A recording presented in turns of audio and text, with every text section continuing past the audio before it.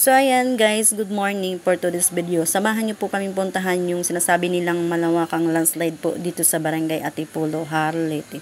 So ayan po, as you can see, expected po na pagpupunta kayo dito sa aming barangay or pupunta kayo ng bayan, madadaanan niyo po itong maputik na parte po ng kalsada namin. So ayan, papunta na po tayo doon sa area kung saan po yung landslide. So, bali yan, yung makikita nyo. Yan po yung unang landslide. Bali kasi apat po ang nag-landslide dito. So, ayan po yung una. Ito po yung pangalawa. So, ayan. Malapit na po tayo doon sa area kung saan yung malawak na landslide.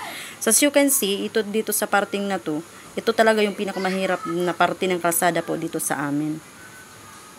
So, ayan po, pababa na po tayo doon. Safe lang po.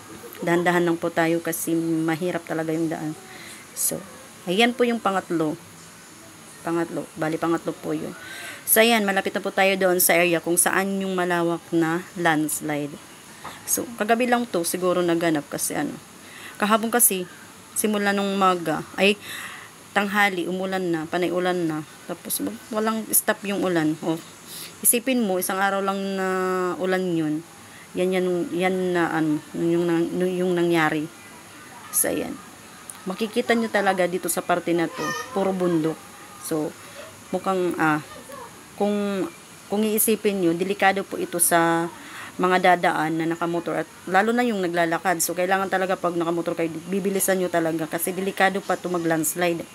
Kasi tingin ko kasi mahina na yung pundasyon ng lupa.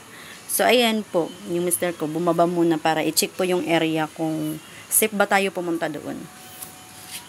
Kung makikita nyo, may pwede nang madaanan yung motor.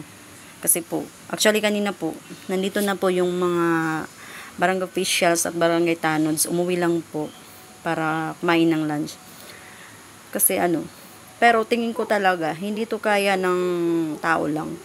Kasi, tingin ko dun sa part na yun, mayroon pang mga dun sa may landslide. May mga parte doon na may mga bato-bato na malaki. Natatabunan lang ng lupa. So, ayan, may nakadaan na po na motor. So, ayan, kukuha lang yung mister ko ng magagamit niya po sa pag-clearing. Mamaya po, abangan nyo yung part 2 nito kasi bababa po tayo doon. Sisikapin po natin bumaba doon. So, ayan guys, for today's video. Abangan nyo po yung part 2, i-upload ko po. I-edit ko muna. So, ayan. Thank you for watching guys and God bless.